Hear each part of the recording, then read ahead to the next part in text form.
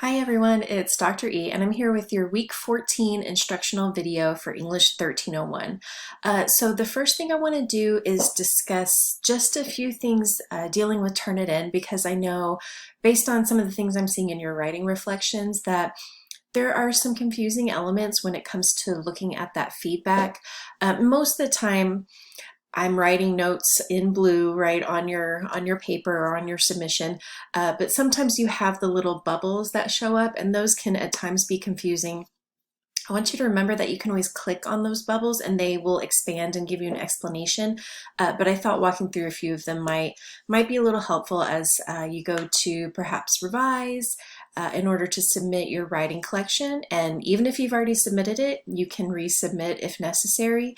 I always just grade the most recently submitted item right from you. So the first thing I want to talk about, this is probably the most prevalent when it comes to notes that Turnitin or I will leave for you. And sometimes this can be very misleading, mostly because it is a tiny little comma inside quotation marks. So oftentimes folks aren't seeing this, right? They're not seeing that little comma. They're actually just thinking, oh, well, I have missing quotation marks. And so then it becomes a question of, well, why do I need quotation marks for this? Or people are just going to breeze over it because it's a little confusing instead of perhaps reaching out to me or clicking that bubble, right? So if you click the bubble, this is what it actually says, that there is a missing comma. Okay, and so in this example, before we utilize quotes in sentences of our own, where we're integrating that quote into our sentence, we need a comma before the quote begins. So I have missing comma. Okay. The next one that can be confusing and that some people have reached out about is this article error. So in looking at it, especially when we're thinking about including research and supporting our ideas, our minds are going to an article we're utilizing, so Amy Choi's article. But this is coming strictly from a grammar perspective, so it's an article in grammar. So let me show you. When you expand it, this says you may need to use an article before this word, and so then some people are going, oh well, I have to include research. That's not what it's saying. So don't get frustrated. Don't do things you don't need to do. Understand that an article is a word like on, and so it is being identified as being something that needs to be changed. So instead of transformation on young people, it should be transformation for young people. And so when you think of articles, the, a, and, those are the kinds of articles that most people think of. Oops, let me pause for a cat. Sorry about that. I waited so long for the cat to leave that I forgot where I was. I think I was talking about articles, right? So in this example, we're not thinking about articles in terms of that research. It's just a word that needs to be adjusted for the grammar to be more spot on, right?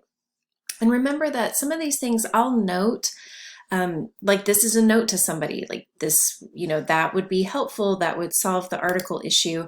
But ultimately, most of the grading is going to be focused on your ideas and how effectively you're communicating your ideas. So even though I will point out some of those grammar elements, I do so in order for you to kind of recognize that you may have some writing habits, you may have run-on sentences, or you may have sentence fragments, or you may have article issues, that's so that you can become more aware as a writer about those habits that you do have, because we all have certain habits when it comes to writing. Those habits can be good, but we also have some not so good habits. So don't beat yourself up about it. Know that I'm not pulling points for every single kind of grammar issue. They're just things that are being pointed out. All right. The last thing I want to note is that you'll see highlights, right? So when you are looking in Turnitin essentially started as a program to detect issues of plagiarism. In order to do that, it will just go through papers and recognize anything that has been used in other sources, any words, phrases, collection of words that have been used in other sources, right? So things that are highlighted are going to be my name, the date because there have been various other assignments turned in that have the same kind of heading, right? There are other assignments that have the same title by somebody that, starts with a quote. So the red highlights are not an indication that you've done something wrong. In fact, what they are there for is to help you ensure, okay, if I have a quote here, have I utilized quotation marks? Have I properly cited my source? Have I given credit to that author? But things like the heading and the title, you don't need to worry about that. Again, it's been used in various other submissions. It's really focusing in on the research that you've used. Just double check. Just see that you've used the information properly.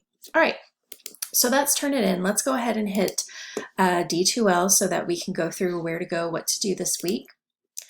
If we go to the week 14 module, you'll see it looks like an easy week, but we have some work to do, right? So remember that you do have that grace period for the writing collection. So take the time you need.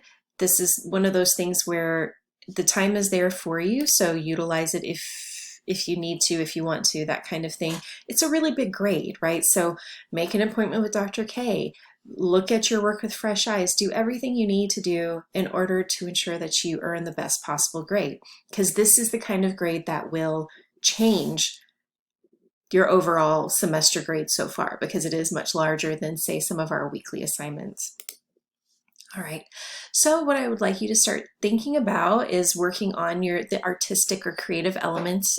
So if you're painting something, if you're creating a video, really start to get that ball rolling, right? Because it will come faster than you think, especially because we're moving into a very busy part in the semester, because we're talking about like final exams, we're talking about just closing things out for the semester. So if you can get some of that preparation out of the way, go and buy supplies if you need them. Make sure that you know how to upload a video to YouTube, that kind of thing. Remember, for videos, don't upload a file, right? Have a link. Random reminder. So I want you to make sure that you're thinking of those things. You do have a discussion post that's due on Thursday, and you're actually going to be placed in small groups for this, just because I want it to really be a kind of conversation. And then you have a participation quiz. All right, so you're watching what is first here. I have put the multimedia project guidelines here just so that if you want to review those, they're, right at your fingertips, but remember, everything is over here. All right, so for this week's discussion, like I said, I've placed you in smaller groups, and generally, I think all but 2 groups are groups of 4. And that is strategic on my part, because I know that sometimes somebody will not participate, somebody will not be around.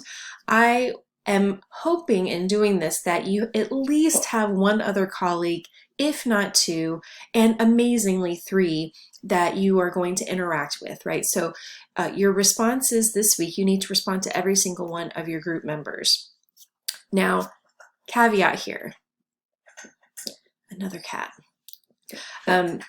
If you have people who have not submitted their work on time, that's not your problem, right? So I'm not expecting you to, on Sunday, right, see that you had a group member post on Saturday and you have to go, oh, I have to go in and respond to that person. No, if they didn't post by that deadline, it's not on you, okay? So just make sure you're checking back regularly. You can also make a notification if there are responses or if there are posts in your group area. Anyhow, so in 1 paragraph, I want you to describe your project. So we're thinking about the multimedia project here. I want you to share with one another what format or medium did you choose. So if you're writing a poem, if you're creating a PowerPoint with images, share what you're doing and why, and then what text, author, speaker did you choose to address and why. So the why becomes very important. This is also something to help when it comes to finalizing your 3 paragraphs, because this will essentially be something that can be turned into your first paragraph in the writing.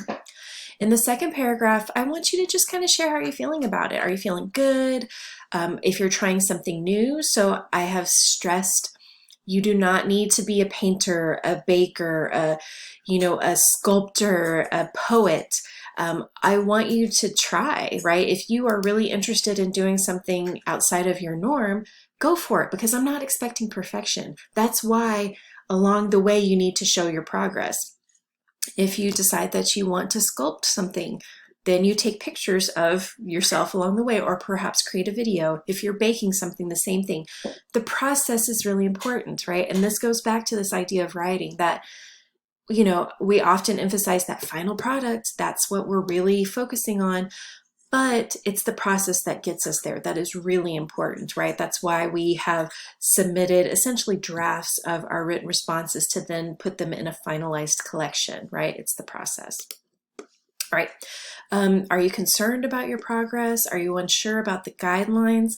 This is essentially a place where I want you to think of things that you're proud of if you've thought of this really great idea, or are there things you're excited about, concerned about?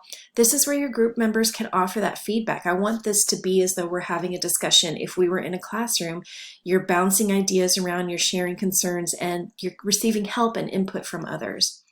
So I put here, please work to respond to all group members. Again, you're not responsible for those folks who don't submit their work on time. You can definitely feel free to do so if you have time, but that is not, your grade is not, counting on that. If you sadly somehow were placed in a non-responsive group, you're still only responsible for responding to those who post on time. Okay, so again, putting you in groups of 4, I hope there are 4 members that are just offering great ideas and communicating with one another, but there may be a group here or there that is not like that, but I'm hoping that you have some good exchanges, but you're not responsible for things you can't control, right? All right. There's a discussion post rubric if you'd like to take a look. Remember to use Grammarly. Use all those things that can be helpful to you. And then if you go back and take a look, we do have a quiz this week, and it's based on this video. It's based on the multimedia project. So just make sure that you're taking that quiz when you are, fully rested, have done everything you need to do, reviewed those multimedia project guidelines, that kind of thing.